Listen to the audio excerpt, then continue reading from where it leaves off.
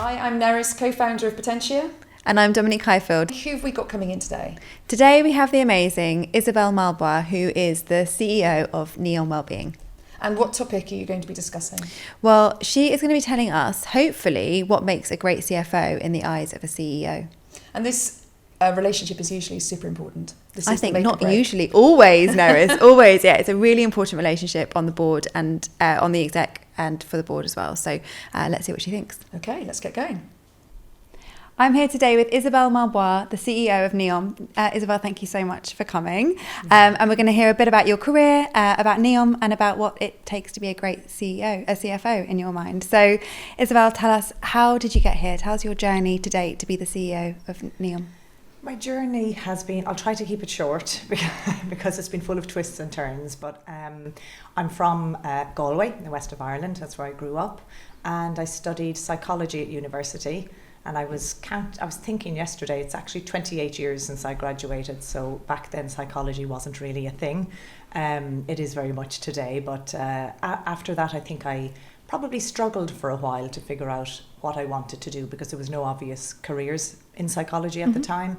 And most likely had to really go on to further education. So instead of that, I actually just started working. I took finished my degree and started working for a few different things. And I ended up working for this Irish company in a very, very junior sales and marketing position.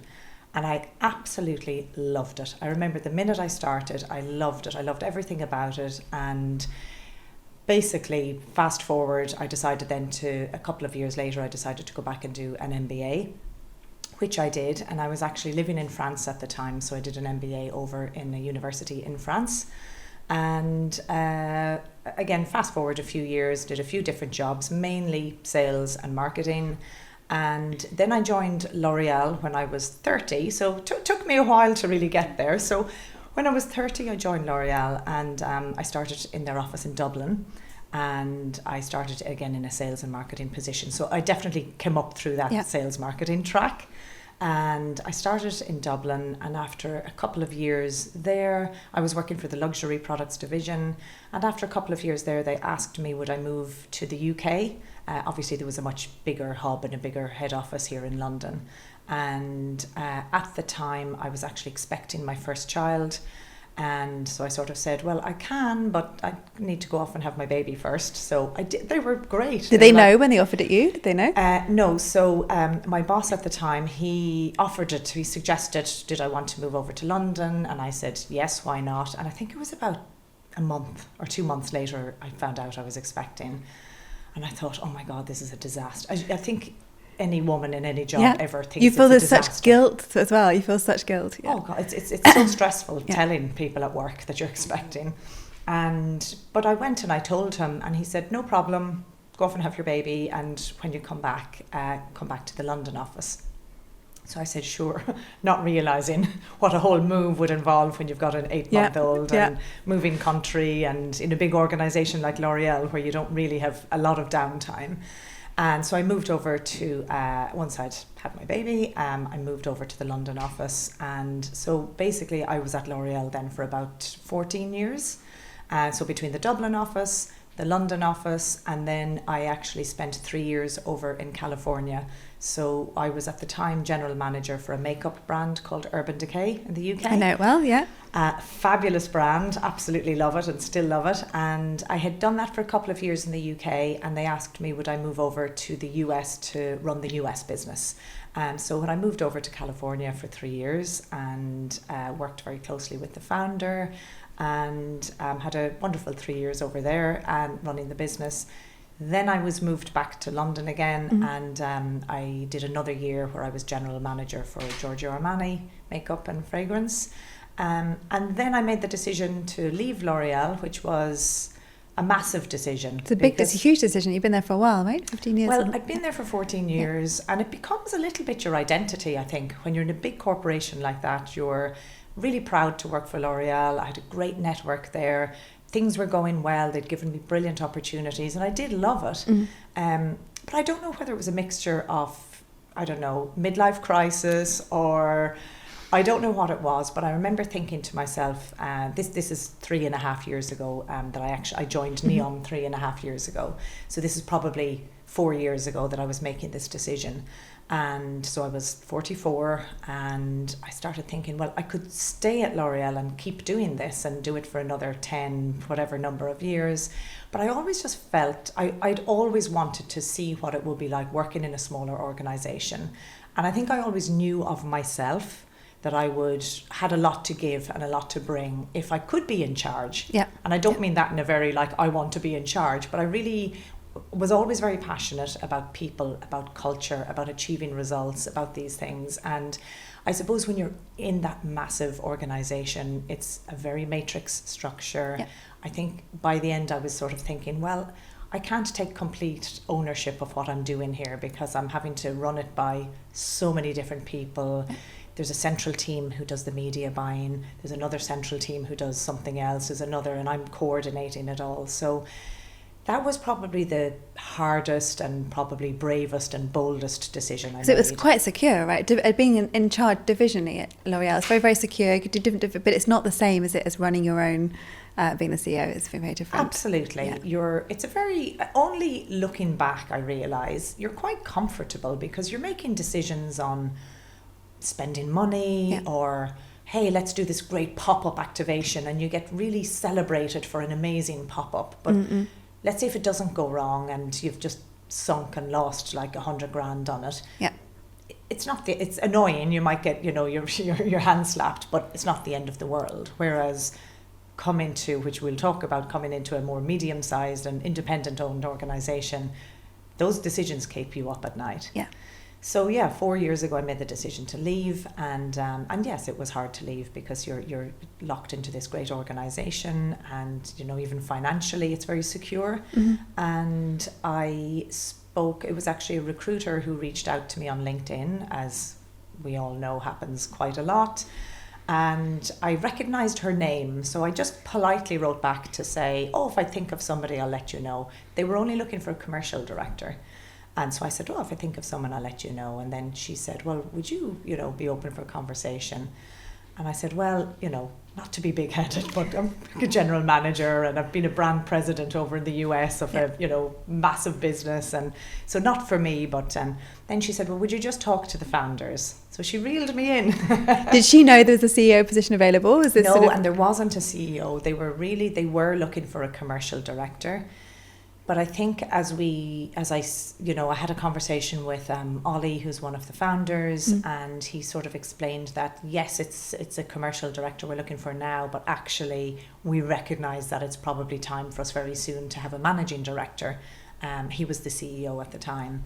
And so we discussed and we said, well, let's put in a path to say, well, if it works out, come as commercial director, because not everyone from a big organisation will make the transition. Yeah, that's very true. As we all Some people know. often go back. Yeah, a lot of people go back. A lot of people struggle because you don't have the same processes. You don't have the same. It's just very different. Some people thrive and love it, and others don't, and that's fine. By the way, there's a place in the world for all of us. Yeah, that's it. And so I think that was probably their way as well of seeing, well, does it fit? Because they were a little bit nervous of bringing, some potentially big ego person from a big company into their small brand where culture was very important. So I made the move and, really highlight always, and it's something that I think back, it's like, don't be afraid to make the sideways or even what appears to be a lesser move, but it's all for the greater good in the end. Yeah, I've been told your career is a jungle gym, not a ladder, and so moving around that sort of I can't say it enough, and I don't think anyone will appreciate it when they're younger and starting out, right? Because we always want to just move up the ladder and move up and get a promotion and get a new title. And again, at the time, I remember people telling us, even at L'Oreal, they said, make side moves. And we thought, they're just fobbing us off because they don't want to. Yeah. But it's not, it's so, move Again, to the side, do other things, and then it'll make you holistically, a much stronger person. There's so much in your story, though, because you talk about taking the side moves, but also having those open relationships and being nice to that recruiter and offering up help and going to meet the founder. That wasn't an open door necessarily. That was a sort of small window, and it sort of turned into this big door for this great job. It's so true, really, because at the time, and I remember at the time, my parents, they were like, what are you doing? And even my husband, I remember even my son at the time, who, like, kids don't really love change, and they were like, what are you doing changing jobs? You know, nobody really fully, I think, understood what I was doing. I mean, I think I sort of knew, but I hoped it would work out. And, you know, I did commercial director the first thing I did when I joined, I hired a brilliant head of sales to report into me, and knowing that she could then potentially replace me. And then after 6 months, I took the managing director position. And then what was probably a little more unexpected, because when you're in a founder-led business, it's their business and it's their baby. And we have, you know, 2 wonderful founders, Nick and Ollie. And Ollie was CEO, and Nick is the sort of the you know, creative director. And about a year and a half ago, the 2 of them took me out for lunch, and they said, we'd like you to become CEO. Ollie would like to move into a non-executive chair position, and there you go. So this is congratulations, what Isabel. That's amazing. Well, it's congratulations. And so you talk about that change from a sort of big corporation to sort of SME. What word of warning or advice would you give people that are considering it? Yes, I think for people considering it, I think what they say is, if you don't like politics, don't work for a big organisation. If you don't like hard work, don't work for a small organisation. And that is true. It's true, yeah. You roll your sleeves up, don't you? Yeah. You have to roll your sleeves up. So I think a few things when you go in, you don't have the structure and you don't have the processes in place. And so there's a lot of having to wing it, really, and having to figure out things on the spot. And I think for me, certainly in my role and in my position, I think what I maybe underestimated was the weight of decisions. So I sort of referred to it a little bit earlier from the, you know, a pop-up, but it could be anything, you know, opening a new store, going into a new market, hiring somebody. Yeah. All of these decisions, I realised they didn't weigh very heavily on me when I was at L'Oreal. Yeah. But here they weigh really heavily. And materiality is a lot different, isn't it? That's one thing I've noticed working at a scale up, is the materiality concept is when it's somebody else, you know, you've got the founder there and a smaller P&L. Well, it absolutely is, because it's definitely a little more maybe anonymous or something, isn't it, when you're in the bigger organisation. And here, these people are sitting, they're looking at you, they're waiting, you know, they wanting to see what you're going to do. And absolutely, these decisions have such a material impact on the business, on the board, on the shareholders, on the founders. And so, I think that's, for somebody certainly in my position, I think that's been the biggest adjustment, is getting comfortable with decisions. Yeah. And equally then you still have to make those decisions and you still have to take those risks. Yeah. It's easier to take risks in a big organisation, for sure. Well, it feels like you need a great CFO, which I know you have. So then that probably brings, so the CFO partnership probably helps you sleep at night, probably, by the sounds of things, with those decisions. Absolutely. Yeah. I know we're having a conversation today centred around CFOs and the CEO-CFO relationship, but it is the most, no CEO, in my opinion, will be good unless they have a great CFO working alongside them. So what does it mean? Under them or behind them, but alongside them. And what does that mean for you? What does a great CFO look like? What do you think the For me, aside from the usual stuff which we all know, I think the extras that I really need is, I need somebody that I can absolutely trust, somebody that I know will call me out if there's a problem, if there's worried, if there's something. So someone that I have a comfortable enough relationship with that they will feel free to, you know, I'm the one that has to push and bring ideas and grow and be big and think big, and I can only do that. They really enable me, and Adam, who's our CFO, enables me to do that, because I that slight worry and the staying up at night, it's shared. Yeah. Absolutely. I've struggled in my career sometimes because I'm quite a positive person, optimistic person. I get very excited by grand CEO plans, but you always have to wear this black hat, haven't you, to pull them back. So even if I'm personally excited, sort of to challenge and to be the sort of the dissenting voice, even when you don't really feel dissenting. So do you feel that that's the role that you want, someone that's excited but also pulls you back every so often? And I suppose what makes, you know, the difference between a good CFO and a great CFO, in my opinion, is the person who will embrace and see and push for those opportunities when they really do believe in them. Yeah. Because I think there's always been there's traditionally a thing where the CFO, and actually so many CFOs that they say, oh, well, I have to be the doom and gloom and I have to be this. And I'm like, well, no, you don't, because actually, you know, you're playing a really, really important part. And so don't think of it like that. It's, you know, you're providing the confidence to make a decision or not. But exactly that, the great ones are the ones that will enable and find and really dig to find and to help me find what are those great opportunities that will work. And then go out of their way to make it happen instead of a we cannot do. Yeah. It's the let me figure out how we can do. And that requires a lot of jiggery pokery in the background, but it's the person that's really on board to help you push the things forward when they're comfortable with it. And we spoke about this before the podcast, but things are changing, aren't they, for a CFO? It's not that, to your point, that sort of doom and gloom bit, but it's more strategic and more. So as times are changing, what do you think people are going to be expecting more of a CFO? Yeah, I definitely agree. When I think of, you know, all of my years and working, you know, mainly in the beauty industry, but even in you know, prior to that, obviously the CFO and the finance community in general, I think historically we're seen more as financial controllers, and that's fine. They keep the P&L safe and the balance sheet, and they help us with all of that. But absolutely now I see a CFO as being, you know, they're the only other person really in the business that has eyes on every single part of the business. And now what I'm needing, you know, for me, what I need from Adam, I need him to really understand what is digital marketing, how can I help support. I'm not just signing off a budget, but I'm actually going that one level below to understand what goes into that budget. And it's not on a spreadsheet, it's being with the teams. Adam attends our media agency meetings. It's really, so you're having to, as a CFO, you really have to know how the business is running in a lot more, I'd say, you know, depth than maybe previously. So not to stay in lane then, to steer wildly out of lane and understand everything. Absolutely. And and it's hard because you have to find a way of doing it where you don't, you know, encroach on somebody that's a marketing director that's saying, hang on, back off, this is my part of the business. So you have to find the balance. It's not easy, you know, again, you have to find a balance, and this is where Adam is great because he shows enough interest.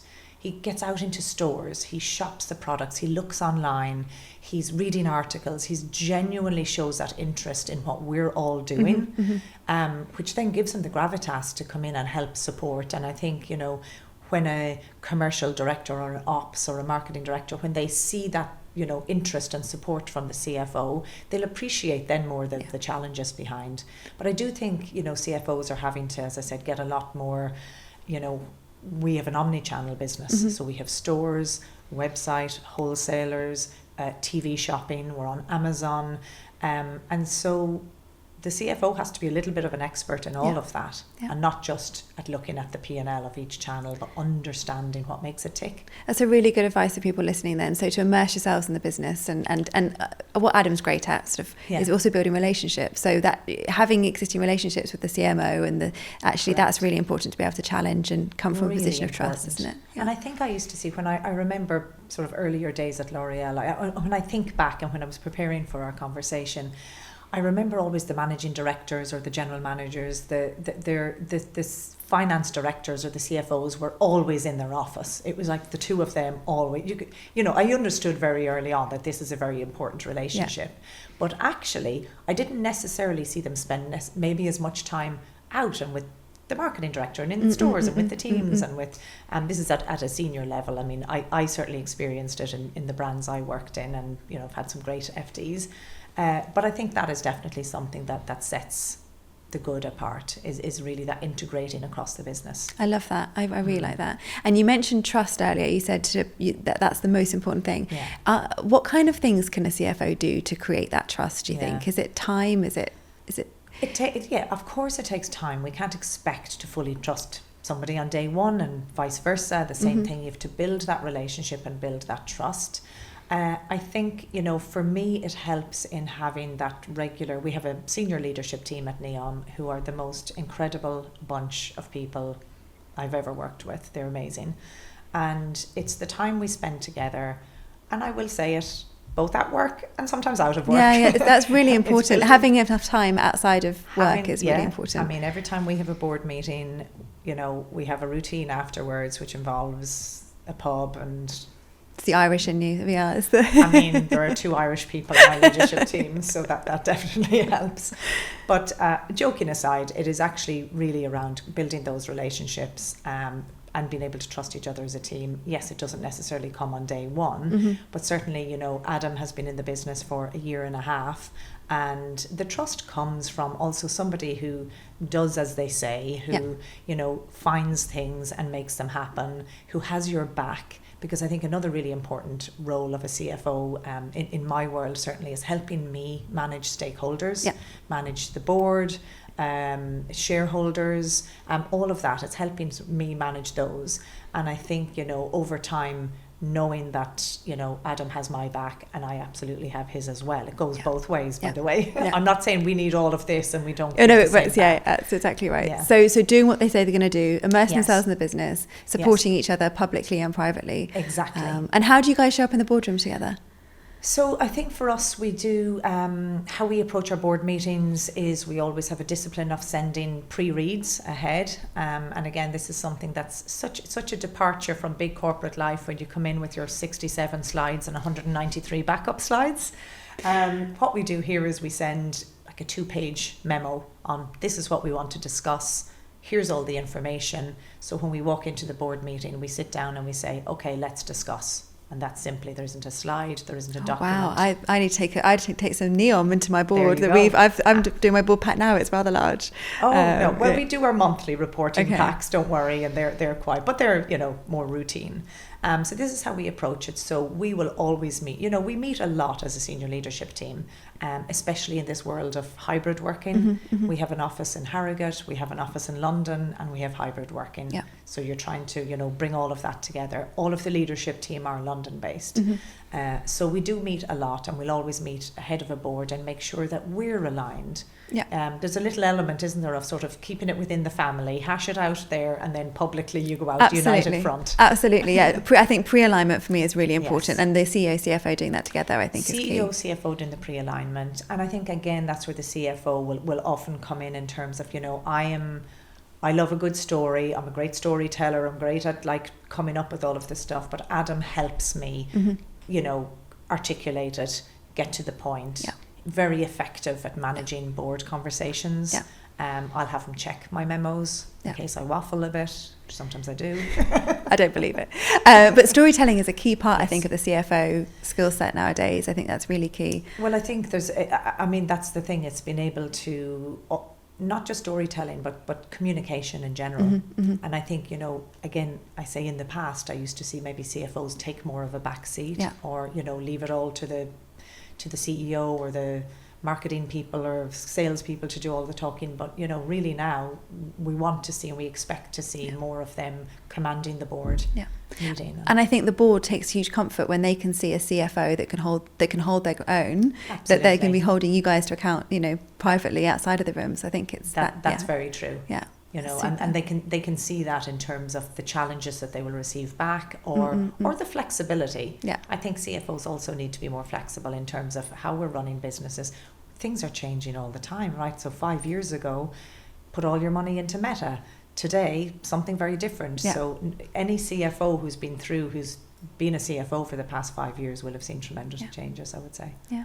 Oh, I completely agree with everything you said, Isabel. Now, we haven't got long left, so I'm really keen just to pick on a bit about you and a bit about Neom and the growth story. Okay. My first question is, obviously, this is a podcast sort of made by women for women, not exclusively for women, but I'm keen to know, has your gender ever impacted your career, either positively or negatively? My gender? Honestly, I think only positively.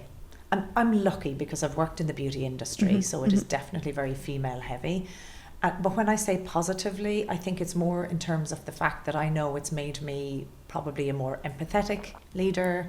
And I think certainly after coming back, for anybody who's been on maternity leave or paternity leave or who's had children, you come back a much more efficient version of yourself. It's very true, yeah. And you also come back, I think you really grow into your confidence as well.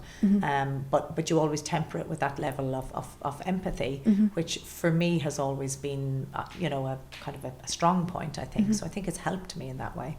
I think you're right. I think people who have taken time out of the office, whether it's for parental leave or sickness, or they realize, you come back and you realize it's not all about work, right? Yeah. People have lives outside of work, and people are bringing things, and it makes you a more empathetic leader, I think. Much more empathetic. I mean, I can look at, we have about 85 people now at Neom and about 50 in our stores, and I've been there, so it does. It definitely helps. So tell me a bit more. So you've mentioned the stores in Neom. How big is Neom now? Tell me, the growth story's been great. I see it everywhere. We obviously sell it at Bloom and Wild as well. Well, I hope you see it everywhere. I do, and I love it. We've been on such a journey. It's such a fabulous brand. I would not have left L'Oreal for just any old brand. It's a beautiful brand with such opportunity. The wellness space is growing. It's such a great space.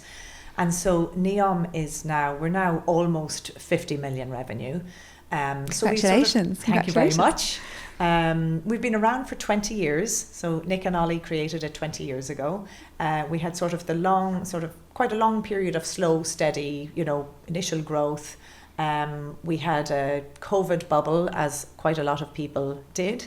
Did COVID work well for you, or? COVID, the business doubled. Yeah. Because everyone was investing in their homes. And everybody was taking a bath and lighting candles and staying at home, and they had a bit looking of extra after money themselves, and looking after them. And suddenly self-care was a thing. Do you know what else they were doing? They were sending their loved one flowers from afar. So Bloom and Wild also did very well. We were very similar we both did very well. I would say, during COVID, Bloom and Wild and Neom. Yeah. And so we definitely had the business more than doubled. Yeah. And then we came out of COVID, and then there was this awkward sort of it was actually, I joined shortly after, and it was this moment of having to really recalibrate everything, because everything about our business was set up for a half-size smaller business, agencies, structures, teams, people. To growing pains, yeah. So we definitely had about 2 years of total recalibration, where we switched out a lot of our agencies, we restructured, we hired the leadership team. We've done a lot of work in the last 2 to 3 years in terms of building back those foundations so now we're growing at a lovely, sustainable, double-digit growth for the past, second year in a row, and same next year. EBITDA is growing quite quickly as well. So we now feel we're in a really strong state for that sort of future long-term growth. And so what is next on this longer term growth? Are you opening more stores? We are opening more stores. Not that many. We're keeping CapEx light. Finance people. Yeah, good. You got. But we're where it makes sense, and where we want to have a face of the brand, and where we want to have the full brand assortment, etc. We will open some more stores. My biggest focus, and our biggest focus today, is the US. Yeah. So we're expanding in the US. We launched at Ulta Beauty in the US this year, which is huge. It's really hard to get listed in either Ulta or Sephora in the US. So we launched in Ulta in January, in 70 stores, and now they've asked us to roll out to 300 stores this July next month. Amazing. So the US is a huge priority for us, and in fact I've just hired our first US general manager, so that's really exciting. And that's definitely, there'll be a lot of growth for sure coming from there. Well, that sounds like a really sensible way of getting into the US as well, via a stockist as well. Superb, like low cost. And we're trying to replicate a little what's the success of the UK, which has been a really true omni-channel business. So it's D2C, Amazon, wholesale partners, and we do actually have a pop-up store. It's a short lease. It's up until February of next year, but we have a store in New York in West Village, which is super as well, because we can track online the amount of customers that hear about us from visiting our store. And what you've done so well is scale, but keep the brand being so beautiful and well loved as well. You've done such a good job. I think it's even looking more and more beautiful. We've renovated a lot of our products this year. We've just launched, if anybody has seen on social media, our reed diffusers. We've renovated and relaunched our reed diffusers. It's just gone live yesterday. Monday. What day is today? Wednesday. So on Monday we launched, and they're absolutely stunning. And among it all, we've kept the heart of. We were featured on the Sunday Times Best Places to Work list last month, which I'm most proud of, because it shows that we're doing all of this, but we're keeping people engaged and motivated. Oh, congratulations. And it's no mean feat. And some people that are listening to this are going to be CFOs aspiring to be sat where you are with this amazing growth story and exciting future ahead. What is what's the advice you would give to CFOs that are aspiring to be CEOs? Obviously, you said things keep you up at night, but is there any advice that you would give people? And I think today, CFOs are best positioned to be the next CEOs. Again, in the past, I think it was we were already losing commercial. Sleep, so Well, you're already losing sleep, so what's another not lost night's sleep for you, right? And traditionally it was tended to be more sales marketing profiles moving into the CEO positions, but now, because the CFOs, there's a couple of things. I think you're having to spend your whole entire career being the safety net and being the control to a certain degree. So you're going to have to definitely lean into the other side of your psyche, and you're going to have to lean into things like the communication, how to rally a whole entire team behind a common mission and a common goal. So, that you're probably going to have to flex those muscles a lot more. And then coming from a finance background, of course, you're going to have less exposure to PR and social and marketing and all that side of things. But that's definitely something that I think for any or CFO now, it's time to upskill as well. And I think, it's spending time with those teams. As I mentioned earlier, if you can spend more time with the teams, supporting them, but also understanding more deeply what they do, attend the agency meetings, attend the PR events, attend things and sort of soak up from the teams. You don't even need to go back to college here. You've got a team in place that you can actively learn from. So everything that you think makes a great CFO, double down on that. Absolutely. And then some leadership. And then build on the leadership side of things. You're going to have to get comfortable public speaking, because I didn't realise that, but when you become a CEO, you have to put yourself out there quite a lot, and you sort of might think, well, I don't really enjoy that, but then you realise, but I have to do it for the brand, because everything I do puts the brand it's forward. Not for you necessarily. It's not it's not your brand, it's the Neom brand. Exactly. It's and that's my job, is to represent the Neom brand. So they're the areas you'll have to. So it could be something like, go take some public speaking courses, spend time with your teams. As I said, doubling down on those areas. The financials will be such a piece of cake. I mean, such an advantage to somebody like me coming up through the sales and marketing track, where that's the piece where you have to really learn and get comfortable with. I think it's probably easier doing it your way, the CFO way. The sales and marketing has a fair amount of numeracy and KPIs in it as well. So it's a lot more. A lot more. When you try to dig into a customer, CAC and lifetime value and all of these metrics that we're asked to look at all of the time, it'll stand to you for sure. 100%. That's really good advice as well. Thank you. And my final question. So when we go live with this podcast, I'd also like to send a bunch of flowers to the person who's cheerleading and championing you. So on the spot, who would you highlight as your sort of biggest champion and cheerleader? And I'll send them a bunch of flowers. Oh God, well, I hope you ship to Ireland, do you? We do. Yes, we do. I would send them to my dad. Okay, tell me why. That's lovely. So Dad is, he's from Tipperary, and he left school really young himself. He's a father of 6. I have 5 siblings, good old Irish family. And Dad knows everything about every job I have ever done. Dad would be able to sit here with you today and tell you the name of everybody at Neom and who does what and what are the challenges. We'll get him on next time. And what's going on. Honestly, he's just the person that I can just ring and talk. He's like me. He doesn't know how to cut a long story short. So we're big talkers. They always tell me I take after him, but it's usually when they're telling me I talk too much. Do you phone him every day? Not every, but a lot. A lot of days. And my mum is there too, but I tend to talk to her about like the kids and life and work, family and everything. Whereas Dad, I can ring him up and say, Dad, this is happening in the board meeting, and he loves it and he listens and I know he's prouder of me than anybody. And he's just, when I think back just over the years, you could ask him about anyone that I've ever worked with, and he'd probably know. And has he ever given you any great advice? Do you phone him for advice, or just a safe place to? Well, advice, he's just always been the one to he's like me. I'm quite like him in that also we all have a very high level of like sense of humour and work. I have this whole thing about like, if you're not having a bit of good crack, what's the point? And I really take this into my work, into everything I do, because it's otherwise you're just working all the time. What's that about? So you have to make it enjoyable. So Dad definitely has a great sense of humour and loves to see the fun side of things. Well, when this goes live, not take ourselves too seriously. That was my granddad who said, don't take yourself too seriously, otherwise you won't leave life alive. And exactly. I really love that. But you started out this podcast when you talked about you did this first job in Ireland, it was sales and marketing, and you loved it. Yeah. And there's something truly in that. If you're having a great time and you're enjoying it, good things happen, right? I just absolutely love it. Yeah. I do love it. Like, honest, it's all full of stress, isn't it? And you have your moments and everything, but ultimately it's I'm lucky because I have a great brand and great founders and great teams. So well, you've worked very lucky. hard to get there, Isabel, as we well know. So we will send some flowers to your dad. Oh, congratulations on your sort of journey so far, and what Neom's doing is amazing. And thank you so much for coming on. It's been a pleasure. Thank you very much for having me. No It's worries. been great. Thank you. So Dominique, she was amazing, right? I absolutely loved her. What a great story. Absolutely. For me, what resonated was that her dad is her cheerleader and he's going to get the flowers. I just love, everyone needs a cheerleader or Yeah. two. So yeah, the importance of having one. Absolutely. Okay, so what we tend to do at the end of these is to wrap up and think about what we're going to add to our Potentia Playbook. So for you, what are the things that we're adding to this?